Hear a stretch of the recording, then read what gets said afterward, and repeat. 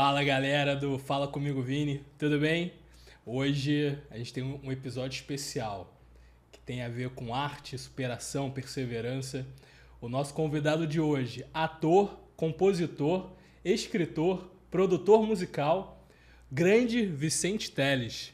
Vicente, obrigado aí por ter vindo, cara, participar aqui do podcast, da conversa. Para mim é um privilégio ter você aqui com a gente hoje, viu? Ô Vinícius, prazer é meu, eu fico muito feliz de poder fazer parte da tua biografia, né? Porque a partir de hoje a tua vida vai ter um Vicente Teles. Pô, e não é, Vicente Teles não é para todo mundo. Sou um dos privilegiados, então. Não, eu falo em termos de luz, de Deus, sim, entendeu? claro. Não em sucesso, que o sucesso é uma coisa passageira. Né? E você passou por todos esses caminhos, né? Eu passei. Eu experimentei um pouco de cada coisa nessa vida, né? Essa coisa da fama. Quando eu fiz aquele lance do Faustão, Sim. As pessoas, onde eu passava, todo mundo queria autógrafo, queria foto e tal. Mas engraçado que eu nunca vi isso assim, como uma coisa assim, diferente. Para mim era tudo normal. O importante é isso, é tu ver tudo normal. Sim, sim. Aí você não... Eu costumo dizer o seguinte, eu não sei nem se eu coloquei no livro, que era para ter colocado, que o dinheiro é um cavalo sem as rédeas. Uhum. Se você não colocar as rédeas no dinheiro, ele coloca em você. Assim é o sucesso. Uhum. Você está entendendo? Se você não colocar as rédeas no sucesso, ele coloca em você. Sim. Acontece o que aconteceu com o Shaolin, com todos esses artistas aí que estouraram, compra logo uma Cherokee que anda 400 por hora, 500, 600, onde não tem estrada. Sim. Você está entendendo? Aí o cara morre. O sucesso, muitas vezes, ele vem para te matar, se tu não souber. Não, é verdade. Isso aí de fato uma reflexão que a gente vai conversar aqui durante o episódio. E o Vicente até falou, né, do quadro do Faustão, acabou que eu não comentei anteriormente. Talvez alguns de vocês também o conheçam pelo quadro que ele fazia no Faustão, O Homem que Não Ri. Mas aqui nesses poucos minutos que eu tive com ele aqui antes da gravação, é um cara engraçadíssimo, então talvez vocês não o reconheçam lá do quadro. Eu gosto de começar, Vicente, com uma curiosidade que eu tenho. Como você entrou na carreira artística, né? Eu sei que você é do Maranhão, né? Sou do Maranhão. Como foi o início para você lá no Maranhão? Como você, dentre tantas outras escolhas que você poderia ter, você acabou entrando na carreira artística? Santa Inês, é a minha cidade, ela é quase um entroncamento. E é praticamente uma das últimas cidades do Nordeste. Sim. Dizem até que Santa Inês é norte, porque é meio ensanduichada pelo norte e nordeste. Porque logo em seguida você tem a divisa do Pará, né? Uhum. Então, resultado. E ali era uma cidade, cara, que não tinha nada. Até quem tinha dinheiro passava dificuldade, porque ele queria comer uma maçã, tinha que ir comprar em São Luís. Caramba. Você está entendendo? Então, até o cara que tinha... A maioria dos caras que tinham grana, eles estavam em São Luís toda mesmo não tendo estrada, aquela estrada ruim, mas os caras tinham aqueles caminhões e tal. E a minha vida lá no interior foi muito... Lá, um lado da família é muito rica, da minha família. E o outro lado é muito pobre. E eu fiquei do lado pobre, porque a minha avó, ela foi amiga de uma minha avó foi... Você lembra que naquele tempo, antigamente, 1900 e alguma coisa, o cara pedia a mulher em casamento, tal, aquela coisa. Pediram vovó em casamento e o cara levou, papou e voltou dizendo que ela não era mais virgem. E minha avó conversou comigo e falou que era virgem. Sim. E eu percebi que já existia malandragem naquele tempo. O cara pega a tua filha, leva e tal, diz não, né? E você é obrigado a acreditar no cara. Então, resultado, minha avó conheceu uma amiga e essa amiga foi para Santa Inês e lá deu uma coberturinha para minha avó. E minha avó conheceu ela no prostíbulo. Sim. Que minha avó foi uma prostituta de uma noite só e de um homem só. Você vê que a minha sorte começa aí, né? Que a minha avó, ela no dia que essa senhora arrumou para ela ir para esse prostíbulo, conheceu o irmão dela. O irmão dela? O irmão dessa senhora. Da senhora, da dona do... Dessa senhora que indicou essa casa para minha avó. Eu acho até que o cabaré surgiu disso aí, sabia, cara? Eu estava pensando porque os pais expulsavam as filhas. Sim. Aí chamava de sendeira. No interior é sendeira. E aí, resultado, aí ela ela ia morar num casarão desses aí, que eles... E era cheio de mulher e de repente você precisava encontrar alguém e tal, ia lá para paquerar e tal. E minha avó foi morar nesse lugar. No primeiro dia chegou o irmão dessa tia minha, dessa que virou minha tia, sim, sim. que trazia coisas de São Luís para essa cidade que minha avó morava, que era Barra do Corda. E lá ela apresentou, essa aqui é uma amiga minha, aí falou, poxa, chegou hoje aqui. Aí na certa deve ter aquele papo, chegou hoje, ainda não conheceu ninguém, deve ter rolado um papo desse, nova, né? Nova. O cara sempre, minha avó não contou, mas deve ter rolado. Uhum. Aí ele já, pegou e ficou com ela, tirou ela dali, alugou uma casa e tal, e teve 2 filhas com ela. E continuaram juntos, ficaram... Ele ficou morando em São Luís, mas quando ele voltava, ia para Barra do Corda, ele ficava numa casa que ele tinha alugado para minha avó. Entendi. Você tá, e minha avó teve 2 filhas com ele. E a irmã dele foi para São Luís. E depois ela foi para Santa Inês. Uhum. E daí minha avó separou do irmão dela e foi para minha cidade e ela deu um apoio lá. E aí ela ficou muito rica, porque ela arrumou um libanês, eu acho, e ela ficou muito rica. E aí continuou vendo minha avó como aquela pessoa que... Como amiga, né? E também aquela pessoa que não tinha condição. Sim. Você está entendendo? E aí ficou assim, e a gente nasceu naquela dificuldade. E aí eu tive que vender laranja. Eu era um empreendedor, cara. Eu era um empresário, criancinha. Eu já levava recado de namorada para namorado, de namorado para namorada. Eu fazia isso aí. Tinha cara, é uma coisa que não é legal, mas, pô, bicho, quando você não tem condição, você tem óbvio, você cria suas oportunidades. Tinha um cara que namorava com a garota. Eu posso contar isso? Pode, claro. O cara, eu tinha uma garota que ela, muito metida, assim, filha de cara, na condiçãozinha. E a gente morava numa casinha e a minha casa, lá em casa, era cheia de parede de foto de artista. Roberto Carlos, Gerry Adriane, Wanderlei Cardoso, Gal Costa e tal. Aquele psicodélico e tal. Sim. Aí, cara, um dia, essa moça, ela sempre passava com o nariz empinado, assim, e tal, não falava. Nesse dia, ela subiu na calçada lá de casa e ficou olhando os pôsteres. E aquilo me chamou a atenção. Eu digo, pô, essa menina metida, sempre estrela. E eu moleque, hein? E, porra, e de repente ela parou aí. Aí tudo bem, ela ficou, olha, Wanderlei Cardoso, não sei o que e tal. Bebê, eu lembro, eu digo, estava tocando nesse dia a música Coração de Cristal, do Gerry Adriane. Aí eu fiquei olhando, daqui a pouco, cara, ela saiu meio apressada. E eu acompanhei com um olhar e vi que tinha um carro lá na frente. E o carro com aquela luzinha acesa. Aí daqui a pouco ela entrou no carro. E eu, moleque, querendo juntar dinheiro para vir para o Rio de Janeiro. Porque lá não tinha nada. Não tinha nada. Não tinha nada. Aí eu fiquei pensando assim, eu digo, rapaz, eu acho que é a oportunidade de eu arrumar esse dinheiro. Aí, cara, aí no dia seguinte ela passou e encostou de novo. Eu digo, e aí, tudo bem? Aí eu já... Você sempre bem sagaz, né? Bem sagaz, Muito, cara, muito. Era além do normal, cara. Isso até incomodava a minha família, meus irmãos. Eu digo, vem cá. E aí, foi tudo bem ontem? Ela, tudo bem, como assim? Eu digo, eu tô sabendo. Aí ela ficou assim, ela ficou branca. Mas tu tá sabendo como? Eu digo, pô, tá tudo bem, deixa só entre nós. Ninguém vai ficar sabendo. Ela falou assim, eu digo, se tu precisar de alguma coisa, conta comigo. Aí ela, pô, tá legal. Aí ela disse, pô, o cara tá sabendo, então... Aí disse, hoje, tu pode ir lá, falar com ele, para ele vir mais tarde? Eu digo, posso agora, para eu descobrir quem era.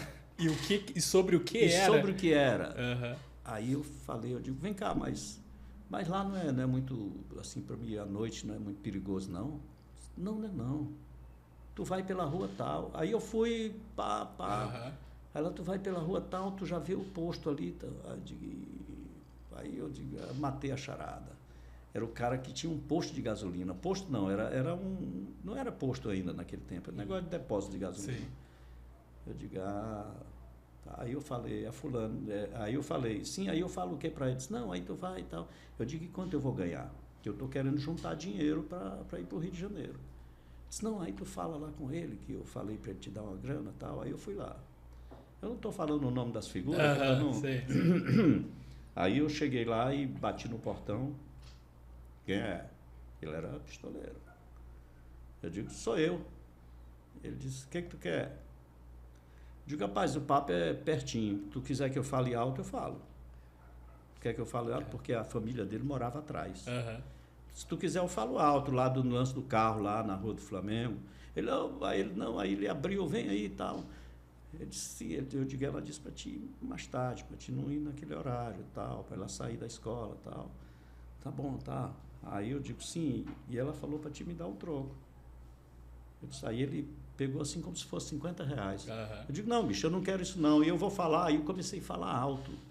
Ele, fala baixo, cara.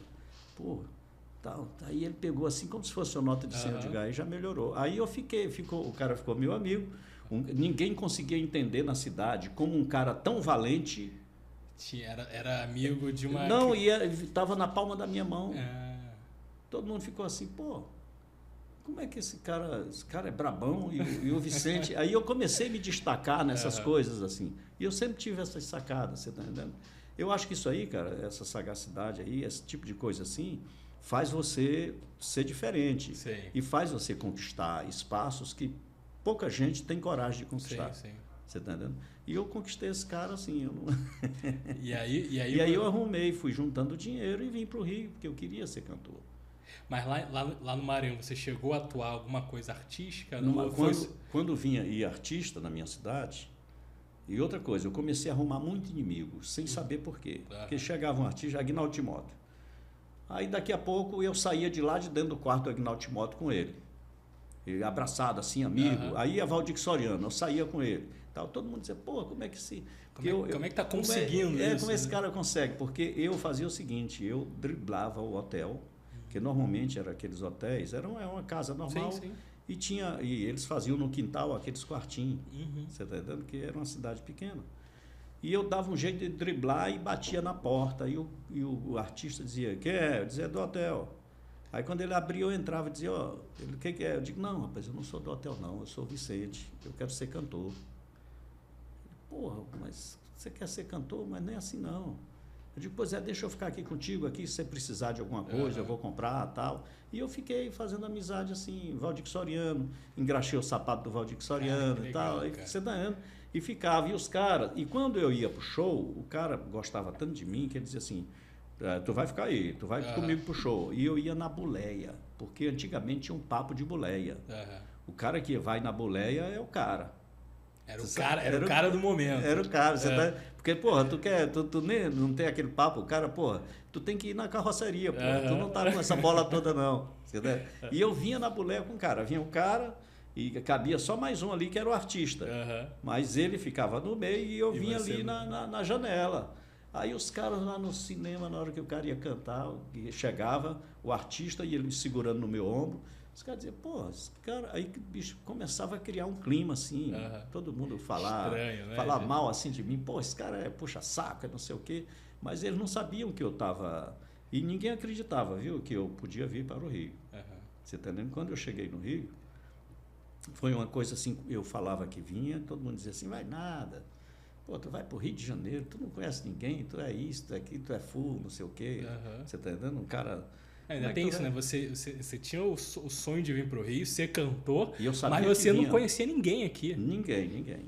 Ninguém, cara. Aí eu meti o peito, rapaz, e foi uma guerra da porra. Imagino. Aí eu cheguei no Rio de Janeiro, assim, como foi sua chegada aqui no Rio, Vicente? Como é que você saiu de Santo Inês, chegou aqui no Rio de Janeiro? Como foram os primeiros meses aqui no Rio? Uma latinha de farofa, aquela latinha...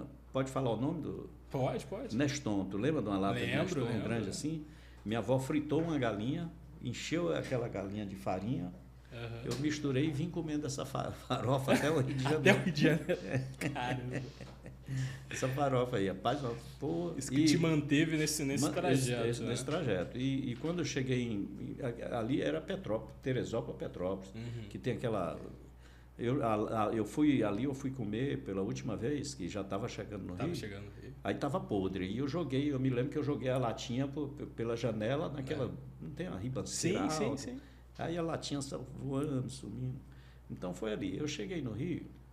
Um certo dia, o cara, como você falou, da sagacidade, eu vi um cara falando com um amigo de infância, que ele morava no Rio. Uhum. E falou numa rua Pedro Teles. E eu me lembro que eu tenho um tio com o nome Pedro Teles. Uhum.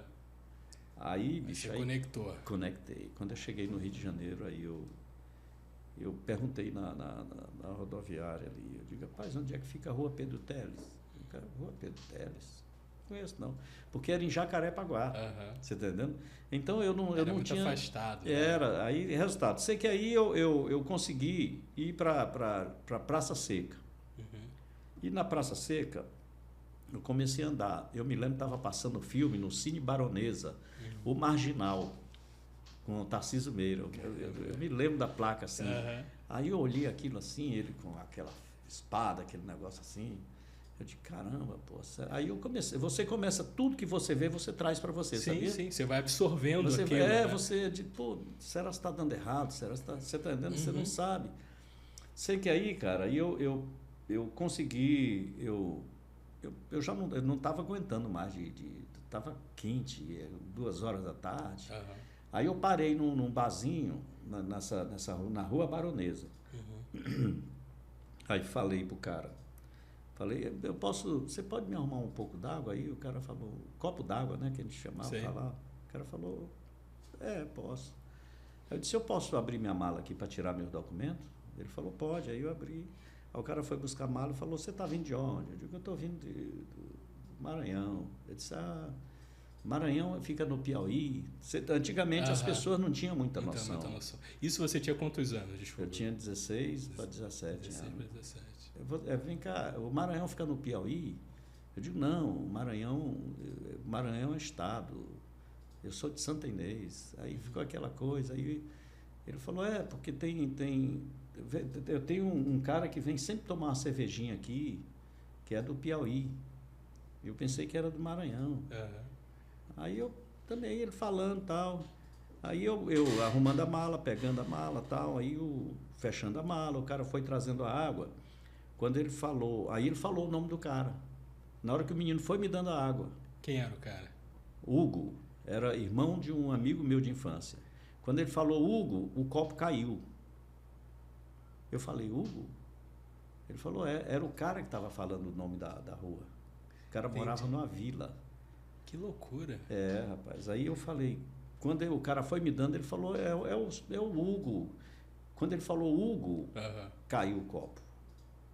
Eu digo, porra, cara, desculpa aí, cara, mas que jeito é esse Hugo? Eu nem liguei pro copo. Eu digo, que jeito é esse Hugo? Assim. Aí ele tinha um Fusca amarelo. Que eu lembro que os irmãos falavam, meu irmão mora no Rio. Sabe que esse negócio aí no interior? Vira assunto lá no interior. Assunto. Aí eu falei, caramba. Aí, meu amigo, eu entrei na vila. Aí, fechei a mala, não tomei água nem nada. Aí fechei a mala e botei. E cheguei lá, na vila tinha um Fusca amarelo. Eu digo, o Fusca dele. Porque não é possível que tem 2 Fusca amarelos na mesma vilinha, né, cara? Aí eu cheguei e eu botei minha mala debaixo do Fusca. Aí coloquei minha mala ali debaixo do Fusca e... Cara, eu fiquei assim, uma meia hora para tocar a campainha. Primeiro que eu não conhecia, eu só conhecia a campainha dessa tia minha, que era amiga da minha avó. Eu não sabia nem que diabo era a campainha. Então é a coragem, né? De ir lá e eu ficava, aí eu ia, aí eu dizia, o que eu vou dizer para ele? Aí eu ia e vou dizer, o que eu vou dizer? Aí resultado. Aí eu apertei. Aí ele saiu. Eu disse, oba, tudo bem, Hugo? Ele falou, tudo bem. Você não é um amigo do meu irmão? Eu digo, sou. Ele disse, rapaz, entra aí. E aí, tu tá morando aqui? Tá não sei o quê? Tu chegou quando? Não sei o quê. Eu digo, o cara tá quebrando meu esquema todo. Chegou quando? Tá morando aí? Tá onde? Não sei. Você tá entendendo? Aí, cara, aí eu entrei. Aí daqui a pouco aí chegou a mulher dele, o filhinho. Aí ficaram ali. Aí eu bicho com fome, rapaz, de um jeito. E eu respondendo as perguntas assim, tudo. Aí, bicho, quando ela saiu, eu disse assim, eu tô chegando agora. Pô, tá chegando agora, cara, mas tu tá onde? Eu digo, em lugar nenhum, bicho. A minha mala tá lá debaixo do teu Fusca. Ele, porra, cara. Aí ele falou, Gracinha, arruma aí um lugar aí pro Vicente dormir aí e tal, não sei o quê. Pô, que bacana, que te acolheu bacana, ali. Me acolheu. Eu falo no meu livro, no meu primeiro livro. Aí eu fui... Aí depois ele me deu um prazo para eu ficar lá. Aí, resultado, eu fiquei um prazo lá e depois e todo dia eu acordava cedinho e fazia o café, fazia tudo. Sim, Eles acordavam o café feitinho, tudo bonitinho e tal. E aquilo ali fez até... Mas eu me sentia assim, cara, meio... Incomodado. Incomodado. Foi quando eu peguei minha mala e fui para a Praça Tiradentes. Eu fiquei ali na Praça Tiradentes. Mas para morar na Praça Tiradentes? Você morou na... a gente mora debaixo do chapéu, né? Eu não usava chapéu, eu morei debaixo do céu, né? Aí, resultado, aí eu peguei um cartão que eu tinha na minha mala, do Marcos Peter, que o Marcos Peter tinha ido lá também, e eu tinha feito a mesma coisa, ido lá pro hotel com ele, e fui comprar melancia para ele, não sei o quê, porque os hotéis do interior naquele tempo não tinha fruta, não tinha essas coisas, e o Marcos gostava de melancia. E você era o cara que resolvia esses problemas. Eu resolvia esse problema. Aí o Marcos, então, beleza, tal. Aí ele me deu o cartão. A pior coisa que ele fez na vida dele foi ter me dado esse cartão, cara. Eu disse para ele depois. Que aí, cara, quando eu peguei, abri minha mala, que comecei a mexer, eu vi o cartão. Eu digo, ixi. Aí liguei. Aí ele atendeu. Alô? Eu digo, eu queria falar com o senhor Marcos Peter.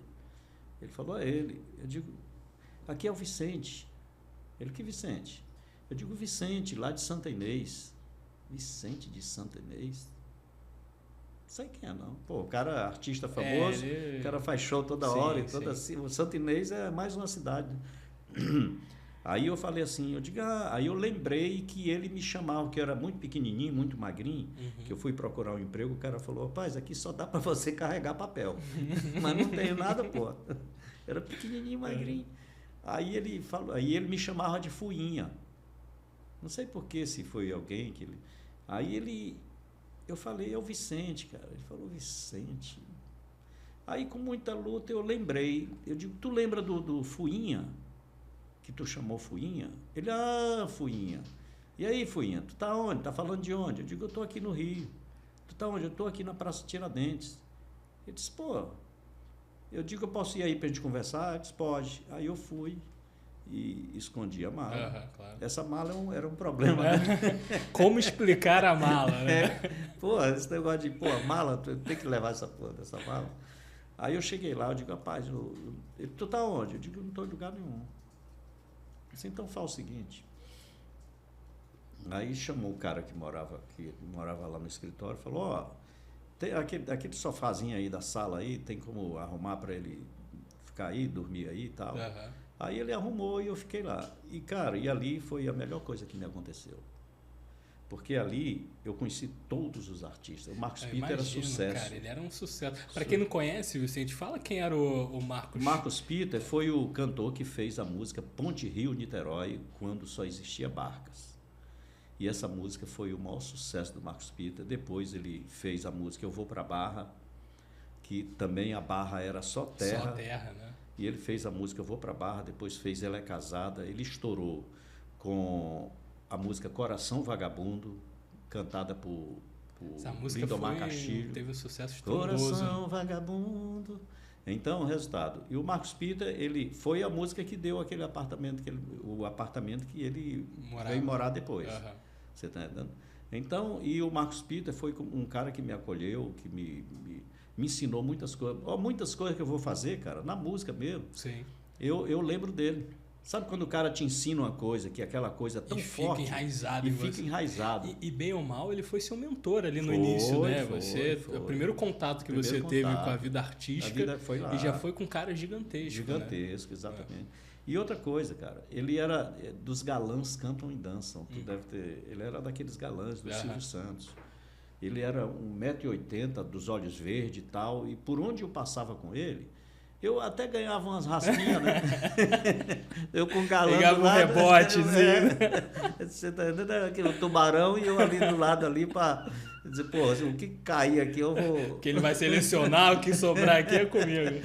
Aí, cara, eu fiquei bem craque nessas ondas aí, entendeu? E o que ele te ensinou nesse início ali, nessa sua vivência com... Ele chegava, ele jogava um jornal na minha perna e dizia, lê. Te informa, fica informado, porque o homem informado é mais fácil. Pega o violão, vai treinar, pega isso, vai, não sei o quê, procura ouvir o que tu gosta e procura tal. Ele me dava muitas dicas. Quando você chegar perto de um artista, não vem com esse papo de eu sou seu fã, para com isso.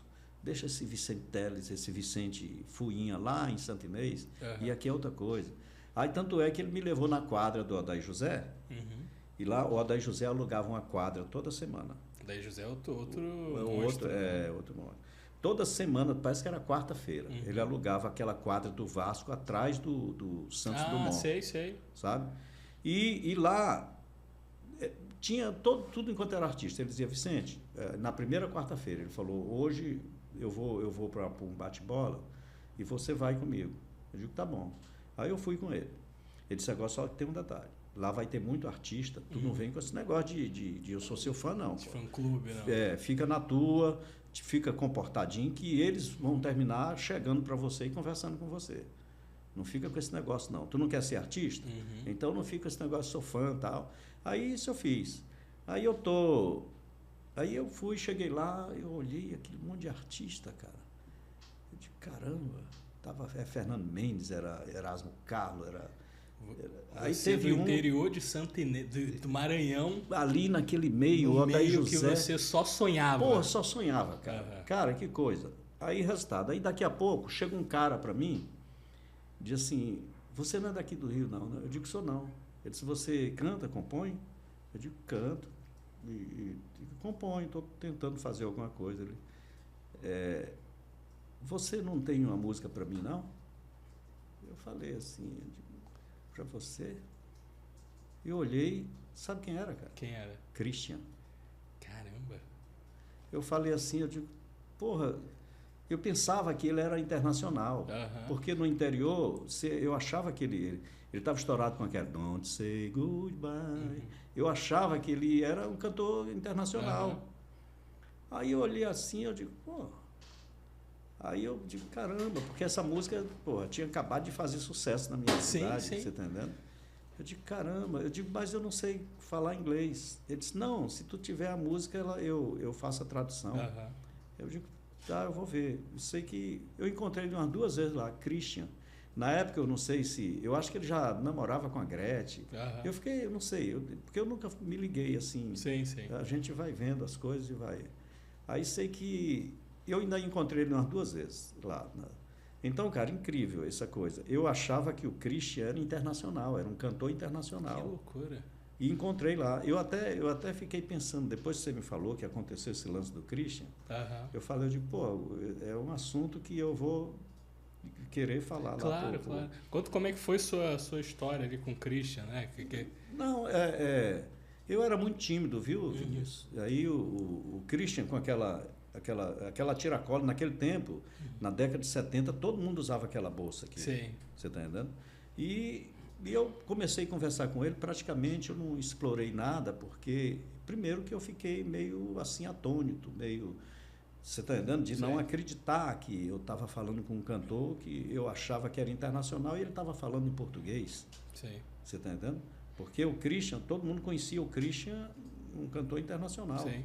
E não tinha ainda aquela televisão na minha cidade, só tinha revista e a gente não tinha acesso a essas informações. A imagem também do... Tanto é que, eu vou te falar um negócio, quando eu vi a primeira vez Calhambeque, eu achei que o Roberto Carlos era assim igual a você, assim da tua cor. Eu tinha o Roberto Carlos desse jeito.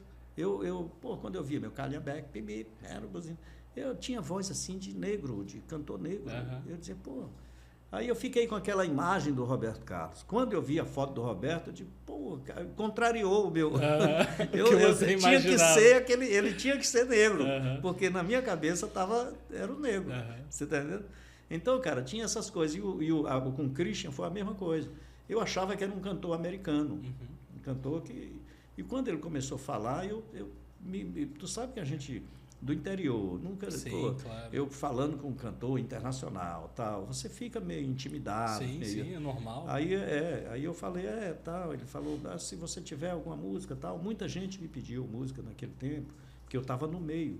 Eu estava ali no meio do Marcos Peter, morando na casa do Marcos Peter, do escritório, então todo mundo achava... Dava uma credibilidade. Dava uma credibilidade. Inclusive, o Marcos Peter, até a barba, eu uso barba, agora na época eu usava barba grande e tal, maior que a sua.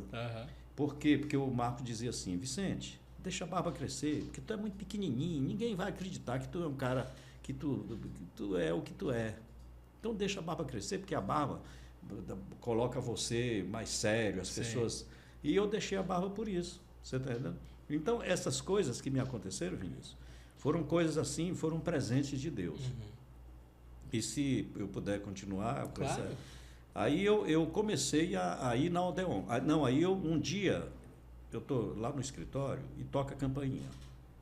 Tocou a campainha e eu fui atender. Era um senhor. Tudo bem? Eu digo, tudo bem. Ele disse, o Marcos está? Eu disse, não.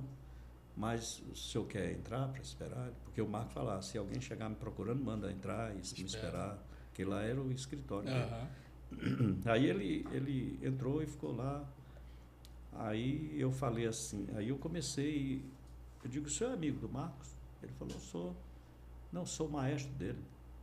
Eu digo, o senhor é o maestro dele? Eu digo, qual é o nome do senhor? Ele, Peruzzi. Caramba. Maestro Peruzzi. Era uma águia da porra. Peruzzi era fera, meu amigo. Aí eu, puxa, cara, aí eu fui logo, aí fui fazer um café, aí fiquei aquele... Cara, ele era um senhor, rapaz, um senhor bacana pra caramba. Aí eu falei assim, aí eu comecei a contar a minha história para ele, e ele gostou de mim, cara. Ele falou, pô, eu vou sair daqui, eu estou esperando o Marcos para resolver o assunto do próximo disco dele, mas saindo daqui eu vou para o Odeon, você não quer? Eu digo, poxa, você vai para o Odeon? Porra, Odeon era Odeon, CBS, Continental. Eram as grandes, né? Eram as grandes. Eu digo, poxa, eu quero, me leva com o senhor. Ele falou, tá legal, você vai comigo. Quando eu chego lá, quem está gravando? Aguinaldo Timóteo botando voz em Galeria do Amor. E você já tinha tido um contato lá em Santo Inês com o Aguinaldo. Com o Aguinaldo Timóteo. Só que tem um detalhe. Aguinaldo, quando me viu aqui, ele veio com as quedas de asa assim meio diferente, e aí ele não lembrou. Aí, mas eu fingi que não entendi e levei para o outro lado. Pô, Aguinaldo, eu estive contigo lá na minha cidade e tal. Eu disse, garoto, não sei o quê, menino. Naquele negócio, né? Eu digo, Aí ele foi, vamos lá, Toninho, que era Toninho, que era o técnico. Rapaz, esse Toninho foi um anjo na minha vida, cara.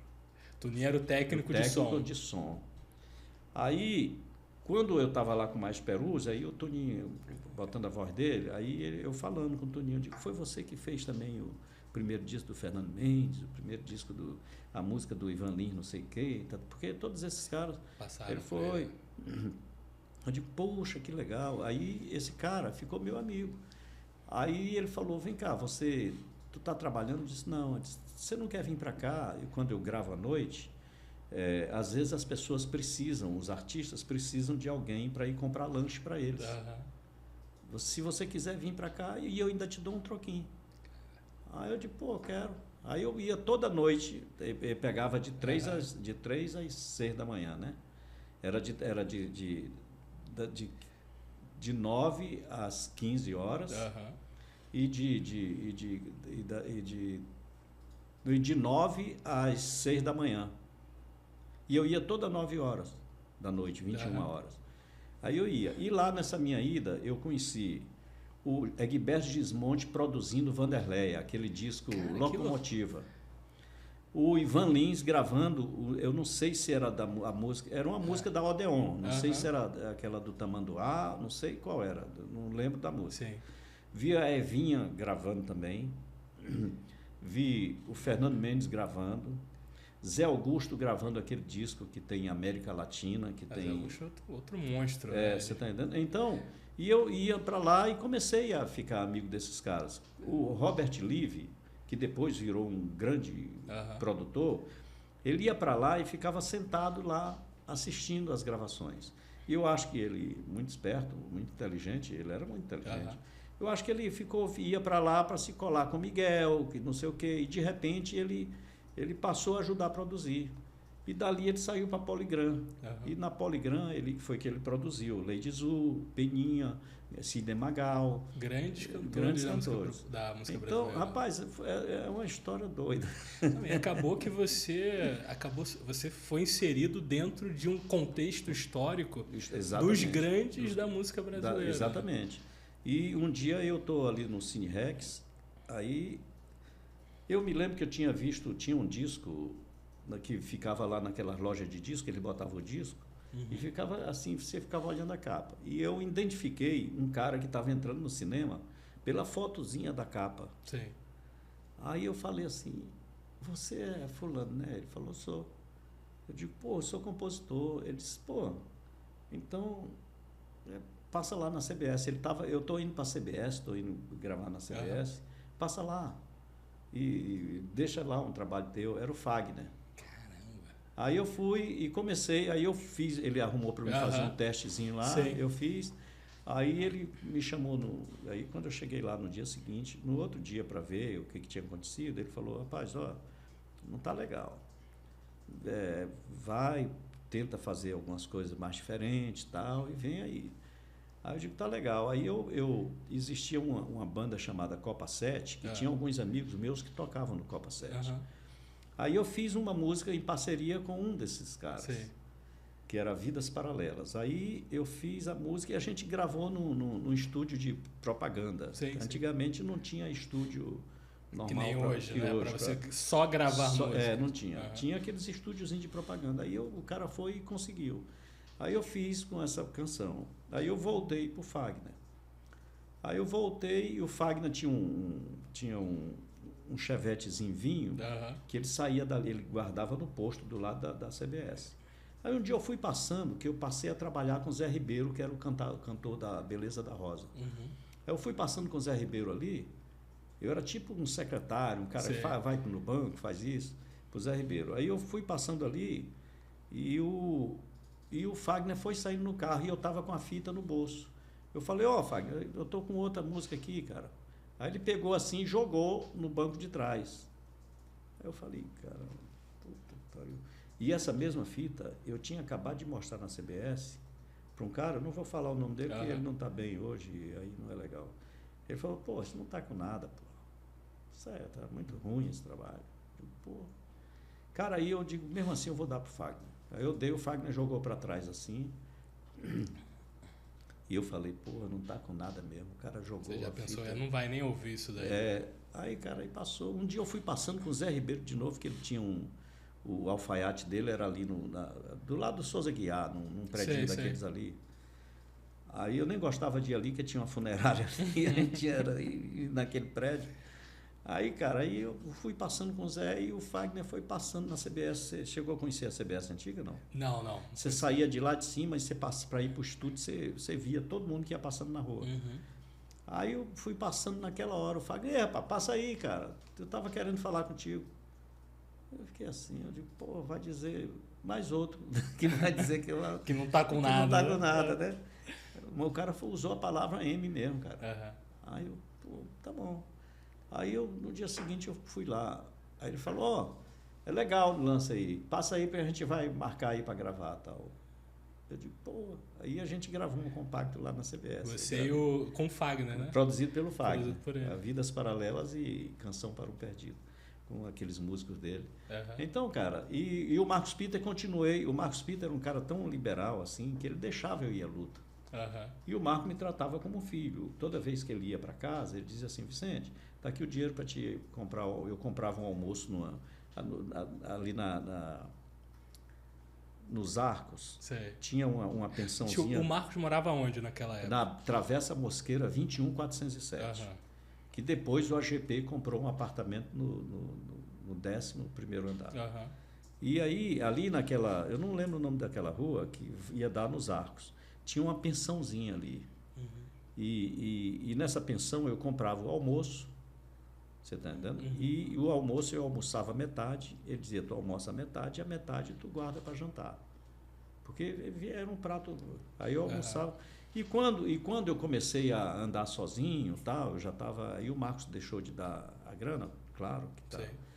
Aí eu tinha ali antigamente a sopa você chegava para almoçar no restaurante, principalmente naquele. Primeiro eles te davam um prato de sopa. Você sabia disso? Não sabia. Primeiro vinha um prato. Eu acho que era para te comer menos, né?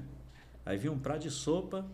Aí eu comecei a ir a Jean Marcel, esse pessoal todo que ia lá para o estúdio, lá para casa onde eu morava. Sim. E eles iam almoçar e diziam, deixa eu ir contigo para comer a sopa. Cara, é um barato, cara. Porra, isso aí. E aí você já estava com quantos anos, Vicente? Aí eu já tinha 20 anos, já estava com o pescoço, engrossando o pescoço já, né? E aí depois que você gravou foi produzido pelo Fagner? Foi. Como foi sua carreira artística a partir desse momento? As coisas mudaram para você? Sim, aí eu fiz depois desse compacto, eu fiz um disco produzido pelo Marcos Peter, com 2 músicas. E aí o Jairo estava com a lança. Aí resultado, aí ele não sei... Desculpa, explica quem é o Jairo. Jairo Pires foi o cara que praticamente, eu estava até conversando com ele outro dia, ele praticamente criou o som da Jovem Guarda, porque ele falou que um dia a bateria estava você batia e ela saía correndo. Aí ele arrumou uma forma de prender e parece que ele encheu daquele não tinha uns cobertores de feltro, parece que ele encheu com aquilo ali e parece que na hora o som ficou diferente. Aí todo mundo, pô, esse som tá legal, tal. Aí eles procuraram manter esse som, que é aquele som que a Jovem Guarda era diferente, o som da Jovem Guarda. Que marcou, né, a Jovem Guarda. E ele gravou até o 7º disco do Roberto Carlos, ele era o técnico. O Jairo Pires, até o 7º. Consagradíssimo na música brasileira. Porque foram os discos que fizeram o Roberto Carlos ser Roberto Carlos. Né? Foram exatamente, do primeiro, não aquele Louco por Você. Aquele que tem Split Splash, que ele já entrou na onda do rock. Daquele primeiro ali, aquele que eu considero o primeiro disco do Roberto. Até o 7º. Eu acho que depois foi Eu Te Darei o Céu. Que realmente alçou o Roberto exatamente, ao patamar que ele ele hoje. Exatamente. Então foi Jairo Pires. Eu considero Jairo Pires um dos responsáveis por aquele som, eu considero. Depois o Jairo também trabalhou com... Ele foi uma das pessoas que trabalharam com a música negra, né? Brasileira, Tim Maia, criou esse... Ajudou. Tim Maia não gravava sem Jairo. É mesmo? Tim Maia não gravava sem Jairo. Tim Maia não gravava sem Jairo. Todo disco Jairo estava com ele. E também, primeiro, pelo estilo do Jairo e segundo, por gratidão. Sim. Porque o Jairo tinha muita sacada, meu amigo. Tanto é que o próprio Zé Ramalho, você pode buscar na entrevista aí, Zé mostrou a música lá na CBS, cara, rapaz, sabe aquele papo, isso não tá com nada, tá? O Jairo, pô, cara, isso aí é um lance, cara. Tá? O Jairo sempre teve uma cabeça lá na frente. Ele sempre foi mais visionário. Visionário, exatamente. E foi ele que deu o start assim na carreira do Zé, né? Da Elba também, né? Da Elba. Esse pessoal... Rapaz, o Jairo está em todas. O Jairo está na Jovem Guarda. Jairo está naquele movimento que eu até falei com o Carlos Alberto Sion, Vanguarda. Ele que nada, porque Vanguarda, não sei o quê. Carlos Alberto Sion foi o cara que começou a produzir esse pessoal todo. Então, eu até falei da gente gravar um negócio. Ele falou, não, vamos gravar. Então, aquele movimento que o pessoal chamava de vanguarda, que foi Fagner, Zé Ramalho, Elba Ramalho, não sei o quê, Jairo Pires que iniciou.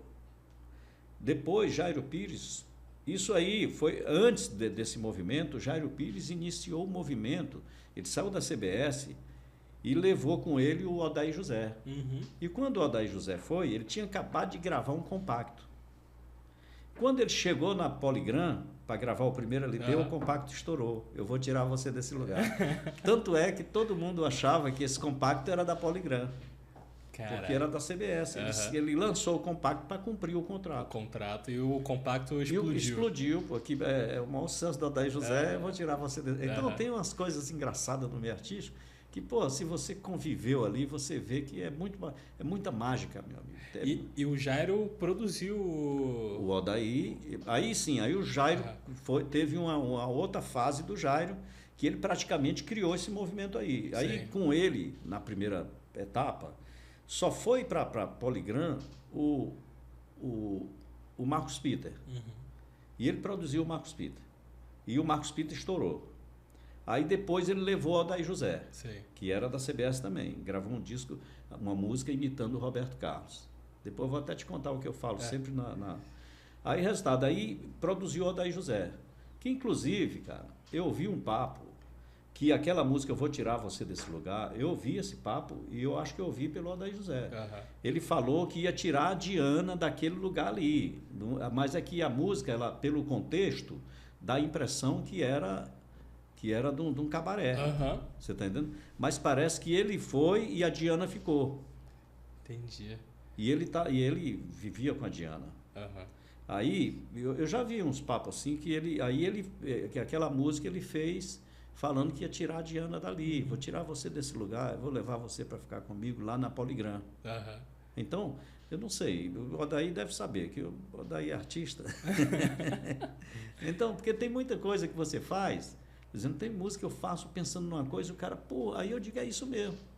Não, porque a música, ela depende da tua cabeça. Né, a arte é assim, né? Você bota pra fora a arte, mas você não sabe o que ela vai virar depois. Né? Às vezes tu tá falando de uma prostituta sem querer. Você tá entendendo? Eu já teve música minha que eu, de caramba, sabe o que tem a ver? Pois é, isso mesmo. Você tá entendendo? Então, só que eu já ouvi um papo desse aí. Não sei se é verdade, o Odair não se é também. E se tirar essa conotação dessa música, ela perde um pouco. Você tá entendendo? E o Jairo entrou na sua vida, né? Não, aí o Jairo entrou na minha vida já depois que ele foi para Lança. Foi quando eu lancei um disco, que o Alceu estava estourado com Morena Tropicana. Aí o Marcos Peter, eu produzi um compacto, o Marcos falou, Vicente, eu estava conversando com o Jairo lançou todo mundo na Poligram. Evaldo Braga, Maurício Reis, Marcos Peter, lá o Odair José, todo mundo. Aí, resultado, aí ele fechou o ciclo dele lá, ele voltou para a CBS, foi quando ele criou o movimento Vanguarda, contratou esse pessoal. Dali, ele voltou para a Poligram, não, ele foi para a Continental. Mas já não era mais o Jairo Pires, aquele Jairo Pires, porque o tempo vai mudando, né? Aí ele criou a Lança com Zé Vito, parece, e Erasmo. E na Lança, ele começou a produzir e lançar e distribuir pela Poligram. Foi numa dessa que eu gravei um compacto, que é até produzido pelo Marcos Peter, com participação do Manassés, tocando guitarra, violão, tudo. E aí esse disco, aí eles acharam que estava uma pegada de shot e tal. Aí o Marcos, eu cantava muita música do Fagner, o Marcos falou, Vicente, vamos fazer um LP, cara, no lugar do compacto. Prepara uma música aí. Aí eu fiz uma música, o Alceu estava estourado com a música Uma Moça Bonita, de Olhar Gateado, e Morena Tropicana. Aí eu fiz uma música na pegada dessa moça bonita de Olhar Gateado aí. E aí o Marcos, porra, cara, legal, vamos. Aí nós gravamos na Lança, lá com Jairo Pires. O disco foi muito bem, cara, tocou muito, em todo o Norte e Nordeste. Inclusive teve um lugar no Mato Grosso que tocava a Rádio Nacional de Brasília. A Rádio Nacional de Brasília era mais importante que o Fantástico. Se você tocasse lá, você era sucesso. Porque pegava na Amazônia toda, você está vendo nos garimpos. Enorme, era, cara. Então, aí resultado. Aí lancei essa música. Essa música fez sucesso na Nacional, ficou entre as 10 mais tocadas. E aí, um dia eu fui fazer um show na cidade do Maranhão, um cara chegou lá e disse assim, rapaz, eu preciso falar com esse cara. Aí o cara ficou assim, ele entrou, o cara todo com um revólver na cintura e tal, porque lá é assim, né? Aí o cara chegou, eu quero te dar um abraço aqui. Eu digo, eu olhei o cara de cara. Um abraço do cara, um peixeira de um lado, revólver do outro. Eu digo, caramba, o que vai acontecer aqui, meu Deus? Aí ele me abraçou e disse, rapaz, por causa de você, eu ganhei umas 4 caixas de cerveja. Daquela gradeado de cerveja. Eu digo, por causa de mim, por quê? Ele disse, não, porque estava tocando a tua música, estava tocando na Rádio Nacional da Amazônia, aí tinha um cara do lado, o cara disse que era um sucesso, era a música nova do Alceu, eu disse, isso não é Alceu, é Alceu, não é Alceu, é Alceu. Não. Aí quando o cara falou, Vicente Teles, aí eu gravei o nome, eu digo, um dia eu vou ver esse cara, para dizer que eu ganhei. O cara ganhou, porque a música... Apostou, né? Exatamente, apostou e ganhou. E a música tinha aquela pegada do Alceu Valença, você tá entendendo? Então, cara, é foda. E aí você, pô, fez o sucesso, né? Aí você também chegou de repente, no patamar que aquele menino lá de Santo Inês... Não chega, é muito difícil, cara. Eu não tenho nada que reclamar, assim. Pô, o cara, ser sucesso é... Pô, para muita gente, ser sucesso é ter uma casa na Barra, é ter isso. Para mim, ser sucesso é fazer tudo que eu fiz, com tudo a liberdade, gosta, né, tudo que eu gosto, tudo que... Eu sou um cara feliz, você está entendendo? Aí o cara, não, mas todo mundo não é feliz o tempo todo. Quando eu estou triste, eu costumo dizer o seguinte, que a minha tristeza é o divã das minhas reflexões. Então, eu, às vezes, provoco a minha tristeza. Eu fico tão alegre quando eu fico triste, que eu termino ficando alegre, que eu termino ficando triste. E você está entendendo por quê? Porque quando eu estou triste, numa boa mesmo, às vezes eu boto Núbia Lafayette para lembrar da minha mãe me balançando na rede, para eu ficar triste. Porque quando eu fico triste, eu começo a escrever coisas bacanas.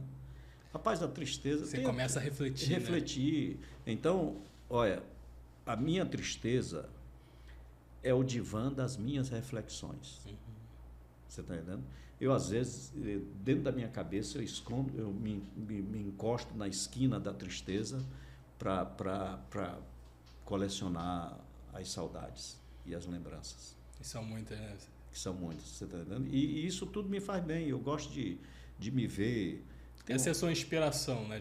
Exatamente. Tem uma música do Gerry Adriani, Se Você Voltar, que eu escrevi um lance falando sobre essa música, que essa música ela lembra eu debaixo de um poste, brincando com terra. Toda vez que eu ouço essa música, eu vejo aquele garoto debaixo daquele poste ali. Você sabe que interior, aquele postezinho da luz, não era luz assim, era uma luz meio amarelada, que você não via direito as coisas, mas a terra também era meio amarelada, meio parda. Aí eu ficava brincando ali, e aquela música, bicho, ela me lembra. Aí um dia eu liguei pro Gerry, falei, Gerry, eu já tinha feito um show com ele, eu já tinha ido na casa dele e tal, mas nesse dia, depois que eu ouvi essa música, eu fui pego assim, desavisado dessa emoção total. Aí eu fiquei assim, criou um carinho assim pelo Gerry e eu liguei para ele. Eu falei, ô Gerry, tudo bem? Ele falou, tudo bem. Eu digo, Gerry, cara, aconteceu isso comigo, eu até mandei. Ele disse, não, eu li, eu achei bacana e tal. Eu digo, pô, vamos passar uma tarde juntos aí, cara, só bater no papo. Eu até brinquei, eu falei assim, não se preocupa, todo mundo diz que tu é pão duro, eu pago o café. Você tá entendendo? Aí ele, não, vamos, você marca aí, que ele falava assim, né? Aí eu digo, tá bom. Aí ele disse, me liga segunda-feira. Eu digo, tá bom. Aí eu liguei. Eu digo, e aí, é hoje? Ele disse, pô, cara, hoje não dá, porque não sei o quê, tá. Aí sei que aconteceu assim, umas 3 ou 4 vezes. Teve um dia que, depois é que eu fiquei sabendo que ele estava atravessando uns problemas difíceis, assim, particulares. E eu acho que eu liguei na hora dessa. Aí eu liguei e ele disse assim, pô, Vicente, tu só liga na hora errada, cara. Aí eu digo, pô... Aí eu desliguei, triste pra caramba. Aí disse, pô, não vou mais ligar pra esse cara, nunca mais falo com esse cara. Aí, bicho, daqui a pouco o cara adoeceu. Ficou doente, né? Aí ele foi internado e saiu. Aí logo em seguida ele voltou. Quando ele voltou, aí todo mundo ficou, porra, bicho, não sei o quê. Tu sabe que o cara quando volta já... É difícil, né? Aí ficou aquele papo, ó, bicho, Gerry, não sei o que e tal. Aí eu digo, rapaz, eu vou lá no Gerry. Eu vou lá. Aí eu fui, lá naquele hospital da Barra. Aí eu cheguei lá, entrei aí, falei, tá, tudo bem, pode ir. Aí eu cheguei lá, eu digo, ô, meu amigo, aí peguei na mão, rapaz, foi uma coisa triste, cara. Saiu lágrima dos olhos dele assim, caiu ele deitado, caindo aquelas lágrimas.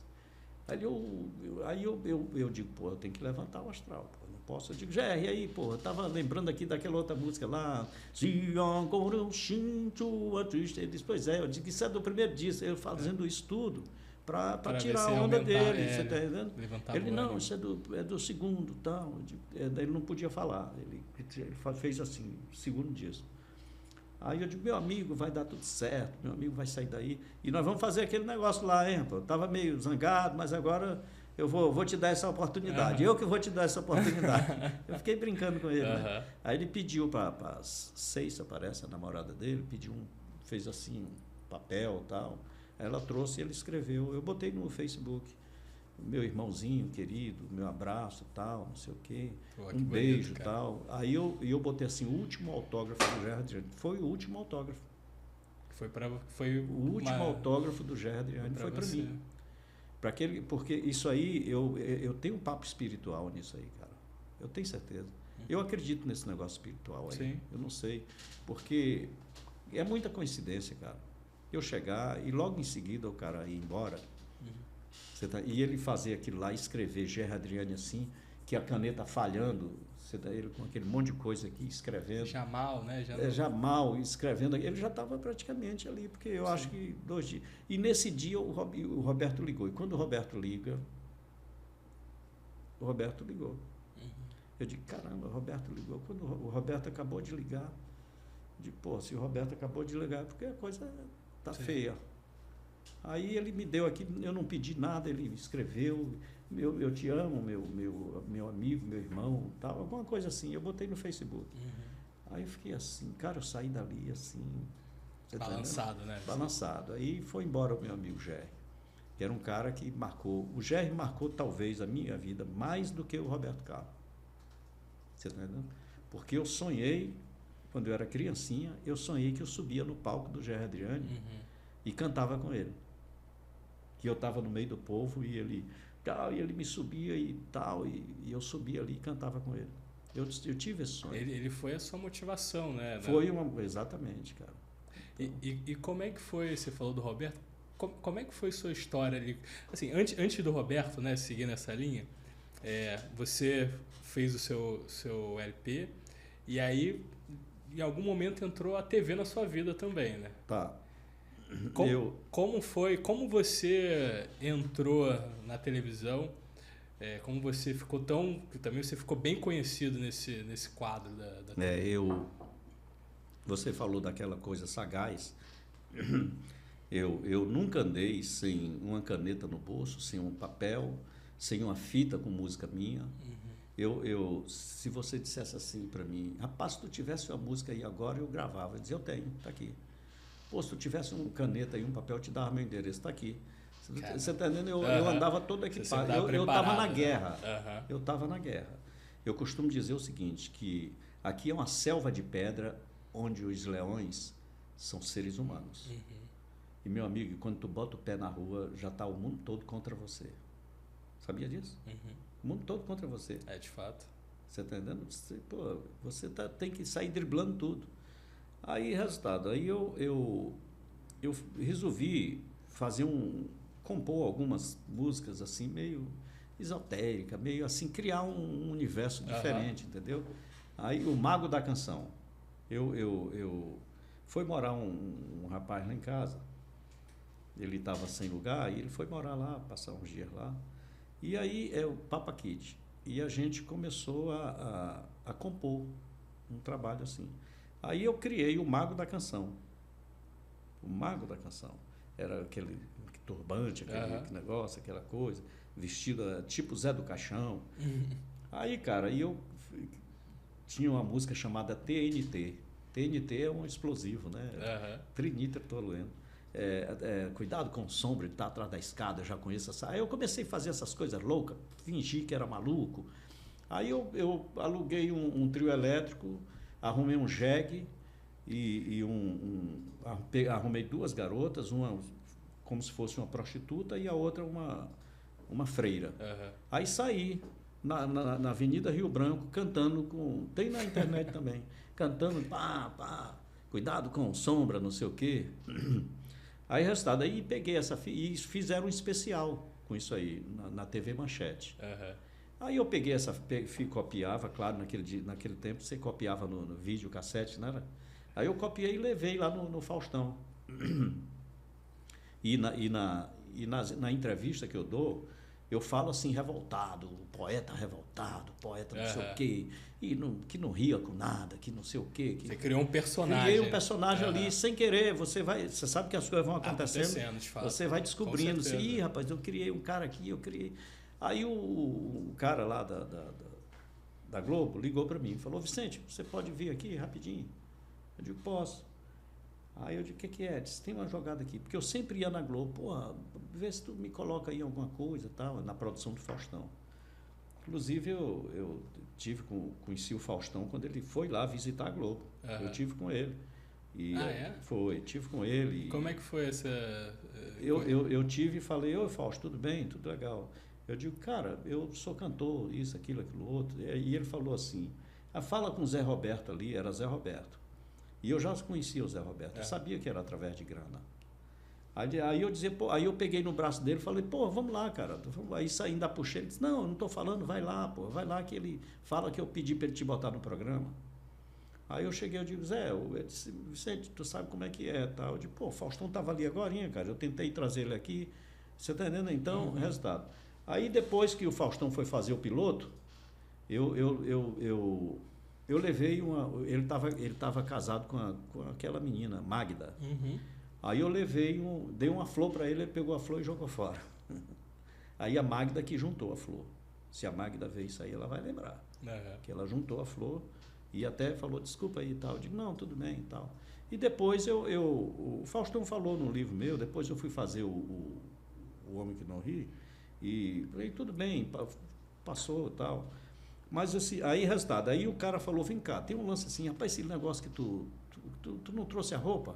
Eu digo, que roupa? Ele disse, a roupa do Mago. Eu digo, não, cara. Ele disse, porra, era para te fazer um lance ali, ficar na praça, todo mundo tentar te fazer rir. Pô, mas vamos assim mesmo, sem roupa mesmo. Aí, por causa disso, eu não usei a roupa, porque a roupa era mais legal.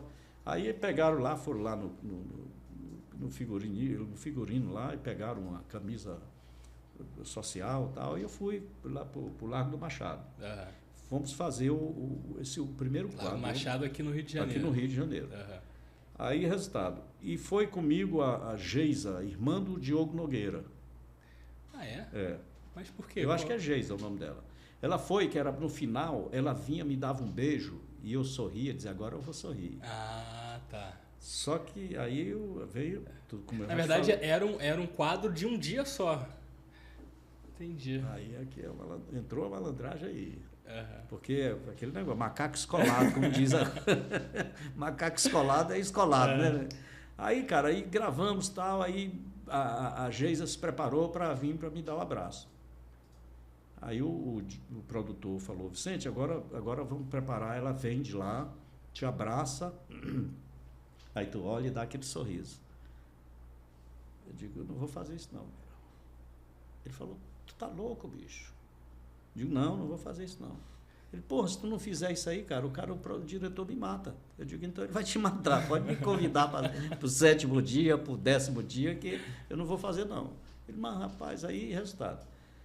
E eu não fiz. Ele falou, aí ele falou, então tudo bem, terminou, então tá, tchau. Eu disse, não vai, não, isso aí. Eu digo, tudo bem. Eu digo, pô, eu já tinha eu já estava com cachê, já tá. Eu digo, pô, eu vou... Aí tudo bem, cara, aí eu fui. Também eu achei que não ia. Aí eu estou no computador aqui, num domingo, isso foi numa sexta-feira. Num domingo, aí entra o Faustão. Agora o desafio, tal, para todo o Brasil. Eu digo, aí, sacada. A sacada de não rir. Sim. Você está entendendo? Porque graças a isso virou quase eu passei uma série, 6 meses na Globo, cara. Um quadro recorrente lá. Eu passei 6 meses na Globo. Isso já era 98, né? 98. Olha, cara, a minha vida mudou, porque eu passei aí pro treino da seleção brasileira. Pô, cara, foi uma outra vida, né? Cara, aí eu tava fazendo um quadro, aquela Nívia Stelma. Como é? Nívia Stelma. Ela tava entrando lá, ela que ficava secando meu suor, quando eu tava gravando lá na Globo, ela tava comendo um sanduíche, trazia para mim. Você tá entendendo? Então, o resultado, foi o Eric Johnson também.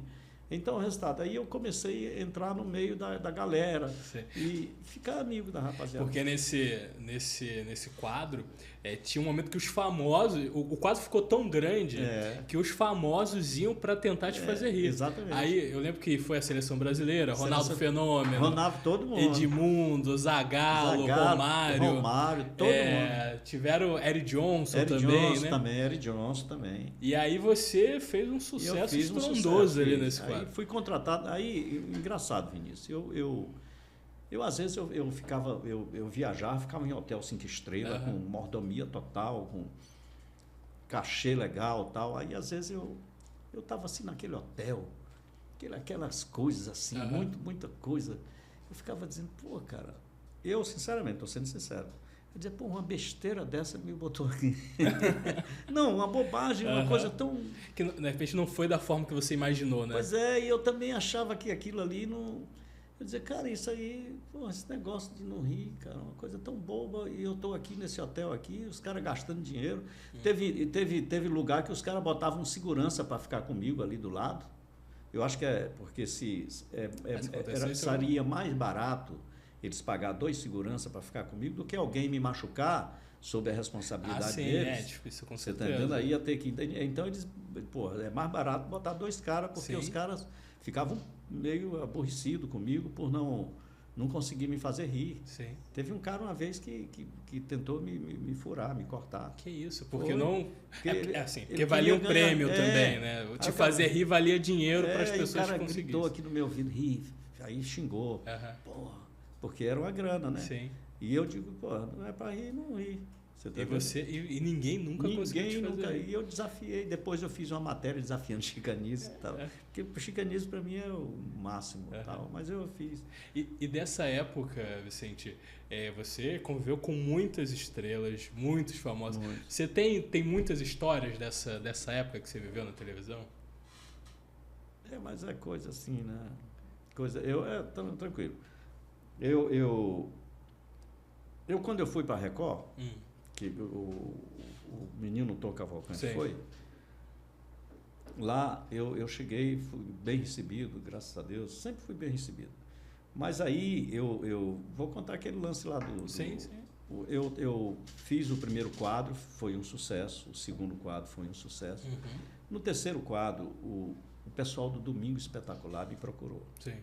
Falou assim, vem cá, eu queria fazer um Domingo Espetacular com você.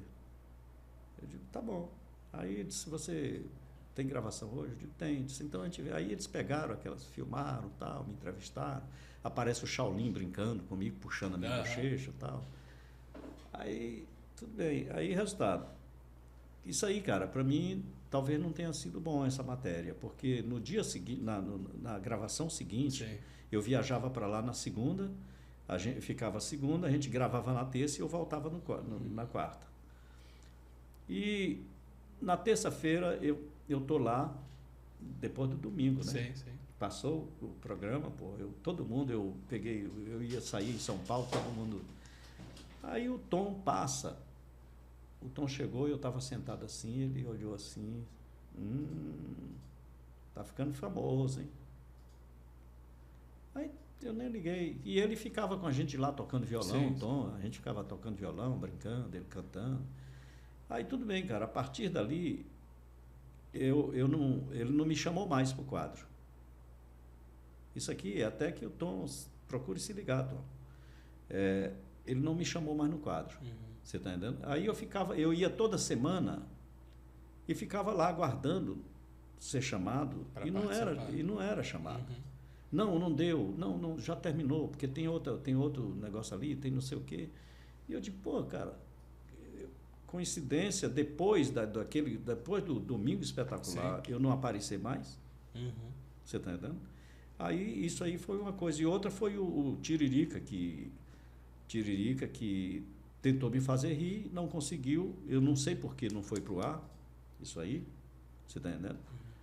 Porque eu nunca achei o Tiririca engraçado. Eu acho o Tiririca antipático. Você tá entendendo? Mas você teve alguma experiência? Tive. Eu estava no hotel, se o Tiririca ver isso aqui, ele vai lembrar. Eu tinha um cara de Fortaleza que veio para gravar com o filho dele. O filho dele participou do programa. Sim. E eu ia produzir esse menino. E o Tiririca desfez tanto de mim no hotel no dia seguinte, fez tanta palhaçada comigo, que eu não estava com nada, que não sei o quê, O cara desistiu de gravar o disco. E tanto é que o próprio Tiririca, viu que pegou tão pesado comigo que no dia seguinte veio me pedir perdão. Falou, pô, tu me perdoa, eu sei que eu peguei pesado. Porque as brincadeiras do Tiririca são muito pesadas. Você está entendendo? É um cara meio sem noção. O Tiririca é muito arrogante, é muito grosseiro. O Tiririca é um cara grosseiro. Um cara grosseiro e um cara arrogante. E ele brincou dessa forma comigo, que até o pessoal do hotel depois falou, pô, esse cara... Pô. Aí você é obrigado a segurar tudo, porque senão tu vai sair brigando com todo mundo. Vai claro, sair, tem que ter um equilíbrio. Tem que ter um equilíbrio. Então, o resultado, eu fiquei na minha. Mas aí depois eu liguei, ele já era deputado, liguei para tentar falar com ele. Ele mudou o telefone, eu acho, tal. E também eu não quis mais, aí eu não quis mais, porque eu ia falar sobre isso aí. Eu digo, deixa para lá, eu vou falar onde eu puder falar. Você está entendendo? E o Tiririca, ele sabe que ele fez isso aí. E se ele for homem, ele pede perdão e desculpa para que o Brasil saiba que ele fez isso que eu estou falando. Você está entendendo? Porque isso foi uma sacanagem, isso me prejudicou. Uma coisa que te magoou também. Magoou. Você está entendendo? E eu passei primeiro que eu nunca fui cara de achar nada engraçado. Às vezes eu acho engraçado e eu brincando contigo. Sim. Às vezes você faz uma coisa e eu acho engraçado, mas se eu sentar para ver um humorista, dificilmente o humorista me faz achar legal. Você está entendendo? É porque é uma repetição, é tudo repetido, o cara imitando você, o cara me imitando, o cara não sei o quê. Eu acho que depois de Charlie Chaplin, depois de Chico Anísio, é difícil, bicho, você encontrar um cara que... o Shaolin era um cara que eu acho que... Mas já estava esgotando também. Sim. Shaolin também já estava esgotando. Então Cavalcante esgotou logo no começo. Para mim, Cláudio Cavalcante nunca nem existiu como humorista. Eu acho que a preocupação dele em ser galã é tão grande que ele está mais para galã do que para querer ser galã do que para querer ser humorista. Você está entendendo? Que é um humor sem graça, de imitar a voz. E eu não acho. Eu acho que esse quadro, O Homem que Não Ri, eu acho que foi Deus que botou assim na minha cabeça. Para mim me certificar daquilo que eu estou falando. Eu estou falando porque eu sou o homem que não ri. Então eu tenho autonomia para dizer quem é engraçado e quem não é. Acabou que você fez uma coisa que é natural para você. Que é natural para mim. Você está entendendo? Então o Tom eu não acho graça nenhuma. Cara, você sabe aqueles caras? Você sabe aquele filme que você vai assistir e tu sai chateado? Porque tu gastou o dinheiro com a pipoca, gastou com... Você sabe? Para mim, esses caras, quando eu vejo, ao invés eu fico achando assim, pô, cara sem graça. E tem gente que acha graça de uma pessoa que não tem graça. E eu acho que essa pessoa é mais sem graça ainda. Ô Vicente, se a gente pudesse, eu ficaria aqui horas conversando com você, que você é um cara que tem muita história, tem muita coisa bacana para passar. Legal. Está chegando na parte final da entrevista. Eu queria falar aqui do seu livro, né, que você trouxe. Vou querer depois um autógrafo aqui para você deixar para gente. Com Isaac Soares. Soares, que foi, que a gente estava conversando anteriormente, foi o... Ele escreveu a biografia do Raul Seixas. Ele sabe tudo do Raul. O Isaac Soares sabe tudo do Raul e de todo mundo, cara. Ele tem documentos do Raul que a mãe do Raul deu para ele. Que bacana. Isso é incrível, né? Incrível, coisas cara. Inéditas e tudo mais. Merecia dar uma voada. Isaac, é um prazer receber você aqui. Você tá entendendo? E tem também um Paulo César de Araújo, que é um dos caras que eu tenho... Para mim, eu te digo com toda sinceridade, leitura fácil de ler, para mim não tem ninguém igual o Paulo César de Araújo. Tem dois caras que eu li, assim, que eu gostava de ler, gosto, e você não cansa, é o Khalil Gibran e o Paulo César de Araújo. Eu acho o Paulo César... Paulo César, que você comentou anteriormente, que aqui mora aqui em Caraí. Niterói, né? E Paulo, aí, ó, tu vai vir aí, hein? Se tu não vier, hein? Ô, Vicente, quero te agradecer demais, cara. Demais por ter vindo aqui. Ouvir sua história, ouvir desde o início tudo que você construiu, os caminhos que você passou e as lições que você foi tirando disso. Foi incrível. As pessoas que... Eu tenho para mim, até que eu falei anteriormente, às vezes a gente pede para ser abençoado, né? A gente pensa que bênçãos são dinheiro, são coisas materiais. Mas as pessoas que a gente encontra no decorrer do caminho são as grandes bênçãos que a gente acaba tendo, né, nessa vida. Então, a gente considera um cara super... abençoado, né, nesse sentido. Obrigado. Então, obrigado por ter vindo. E eu agradeço o Elcio por ter me apresentado você. Grande Elcio. Graças a ele eu estou aqui. E muita gente, cara, porque a gente, por exemplo, Marcos Rummel, aquele jornalista, é um cara que me deu muitas oportunidades, assim, conseguiu me dar muita força, me ajudou, até financeiramente, você está entendendo? Eu produzi um disco com ele de Provérbios e Eclesiastes, que era um disco para ser produzido antes do Cid Moreira. Sim.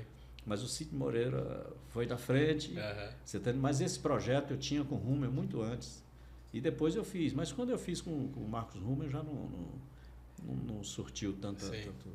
E é por aí. E acabou que, só pra gente finalizar a última história, que é a sua com o Roberto Carlos, né? Ah, tá. Que a gente acabou não falando no decorrer do programa, mas se você quiser finalizar o episódio com essa história... Como eu gostei de colecionar, eu gostava de colecionar histórias, discos, isso, aquilo outro. Um dia um cara foi lá em casa e tinha uma fita que tinha o ensaio do Roberto. Aí eu fui e copiei aquele deck que tem 2 lá, eu copiei, e fiquei ouvindo essa música. Inclusive, essa música fui eu que botei no YouTube. Essa música não tinha no YouTube. Mas aí eu peguei isso aí, depois eu transformei em CD. Aí, resultado, aí um dia fui fazer um disco só Jovem Guarda.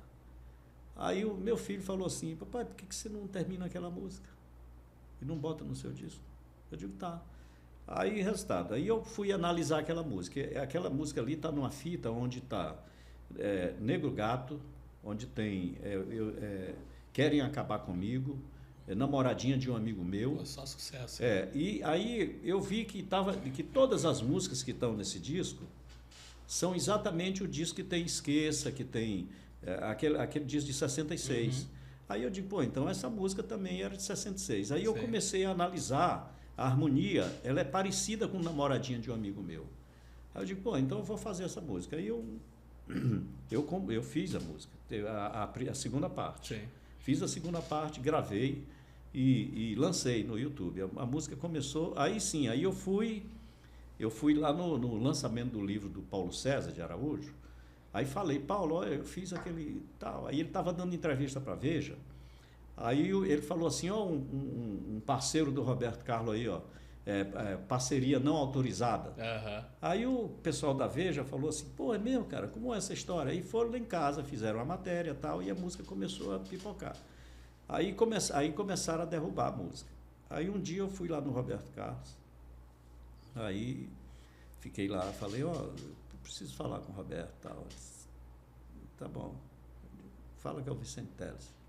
Aí eu fiquei lá do outro lado. Daqui a pouco o cara me chama. Aí eu vou entrando e ele, ó, bicho. Aí eu olhei assim, era ele. Aí disse, aí, tá. Aí eu peguei o celular e disse, pô, e aí, Roberto, aí eu já fui falando. Digo, ó, a tua mãe era muito minha amiga. A tua mãe teve uma vez que ela me deu uma carona lá do Canecão para Copacabana, onde eu morava. E não sei o quê, BBB, o Carlinho, Tu tá lembrado que eu vim assistir uma missa contigo aí, tal, que eu te dei um disco meu, que eu gravei... e por isso estou aqui e tal. Aí eu fui falando, ele, tá. Depois que eu falei tudo isso, eu disse, Roberto, eu tinha até a senha da tua mãe, para quando eu ligasse, para mim falar, lá, que se falasse Laura, ninguém chamava. Aí eu falei, disse, tá. Aí depois que eu falei tudo isso, eu falei, Roberto, vem cá, tu já viu isso aqui? Aí saiu uma matéria no Jornal Globo assim, o rei é meu parceiro, bicho. E tem uma foto eu abraçado com o violão assim, e uma foto eu abraçado com o Roberto. Aí, cara, ele olhou assim, ele pegou e virou para o lado dele assim, aí virou.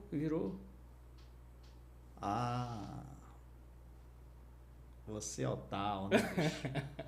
Eu digo, não, cara, eu sou parceiro do tal, e não sei o quê. Aí ficou aquela coisa, né? Tal, aquela Roberto, brincadeira. Aquela brincadeira. Eu digo, pois é, Roberto, aí tal, pois é.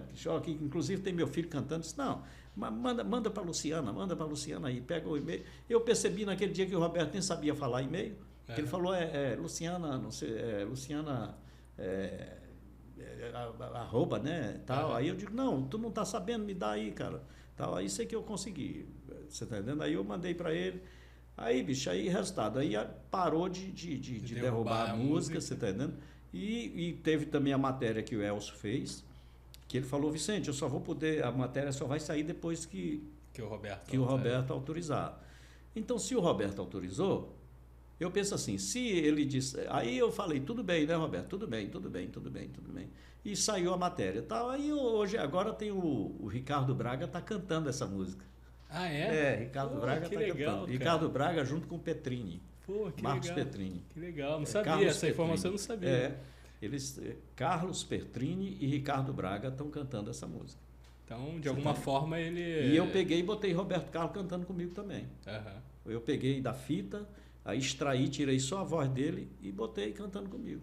Pô, história incrível, Vicente. E aí, eu sou amigo da cunhada do Roberto. Ó, Roberto, eu sou amigo da tua cunhada, hein? Da Fátima. Que legal, cara, que legal. Para finalizar com essa história aqui, incrível, mais uma que o Vicente contou. Galera, obrigado por ter assistido até o final. Curtam, compartilhem se vocês gostarem, divulguem. Vamos construir o canal juntos. Vicente, se você quiser falar umas últimas palavras. Vinícius, eu estou muito feliz por ter sido recebido por você, por dar essa entrevista e ser entrevistado por você. Pessoa assim que, porra, o Elcio me apresentou, é gente boa. Sabe aquele cara que... O Elcio é a ponte que liga todo mundo. que liga todo mundo, cara. Então, quando o Elcio fala, a gente nem... E eu fico muito feliz de poder fazer parte desse time, dessa corrente aí, que é você, o Elcio, e todo esse pessoal aí, agora o Paulo, o César, e todo mundo.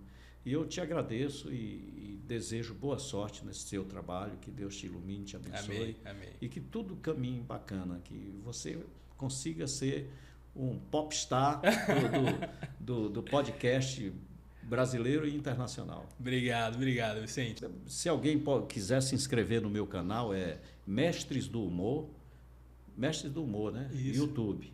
Pronto, Vicente Teles, e no Mestre TikTok, do Humor. Vicente? TikTok é Vicente Teles 4. E o Instagram? O Instagram é cantor_Vicente Teles. E o Mestre do Humor é Vicente Teles e Edmilson Oliveira. Legal. Você está entendendo? É uma parceria que eu estou fazendo. O cara é da Paraíba, é gente boa.